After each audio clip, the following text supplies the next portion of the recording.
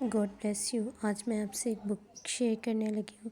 Pastor Kenneth اور ان کی wife Gloria نے یہ بک کو لکھا ہے، ایمان سے ایمان تک۔ جب آپ اس کو پڑھیں گے تو آپ کو بہت برکت ملے گی۔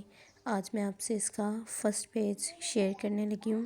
اس کا اوپر ٹاپک ہے اوپر دیکھیں۔ اس میں جو ورس انہوں نے دی ہوئی ہے عبرانیوں 12 باب اس کی 3 آیت، بس اس پر غور کرو جس یسوع نے اپنے حق میں برائی کرنے والے گنہگاروں کی اس قدر مخالفت کی برداشت کی تاکہ تم بے دل ہو کر ہمت نہ ہارو۔ اوپر دیکھیں کہ ہو سکتا ہے کہ ان حالاتوں میں آپ کی زندگی اسی پر ہو۔ کچھ عرصے پہلے خدا نے مجھے بتایا کہ جب ہر طرف سے بری خبریں اور دباؤ ہو تو ہماری زندگیوں میں کمزوریاں اور مایوسی کی روح کام کرنے کی کوشش کرتی ہے۔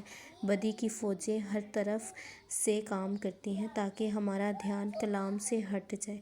وہ چاہتی ہیں کہ ہم بجائے اوپر یسوع کو دیکھنے کے نیچے شکست کو دیکھتے رہیں۔ اگر آپ ایسا ہونے دیں گے تو آپ کی روح کا آپ پر اختیار جاتا رہے گا، جس کے نتیجے میں کلام ہمیں بتاتا ہے کہ ہم ہمت ہار جاتے ہیں۔ یسوع مسیح نے مرکز 4 باب میں اسے اس طرح بیان کیا کہ جب دنیا کی فکریں آپ کے دل اور ذہن میں بھر جاتے ہیں تو وہ کلام کے بیج کو بڑھنے سے روکتے ہیں، جس کی وجہ سے وہ بے پھل رہ جاتے ہیں۔ کلام کے بیج سے ہی ہمارا ایمان بڑھتا ہے۔ اس کا مطلب ہے کہ دنیا کی فکروں میں پھنس کر ہمارا ایمان رک جاتا ہے، اور جب ایک بار ایسا ہو جاتا ہے تو پھر آپ تباہی کی طرف بڑھنے لگتے ہیں۔ ہم اس مایوسی اور ہمت ہارنے کو روک سکتے ہیں۔ اوپر دیکھیں، اپنی نگاہیں دوبارہ یسوع پر لگائیں۔ مجھے یاد ہے کہ کھیل کے میدان میں جب آپ اپنے مخالفوں کو اس مقام پر لے آتے ہیں کہ اس کا سر نیچے گر جائے تو اس کے بعد وہ آپ کے لیے خطرناک نہیں رہتا، کیونکہ اس کے بعد آپ اسے آسانی سے شکست دے سکتے ہیں۔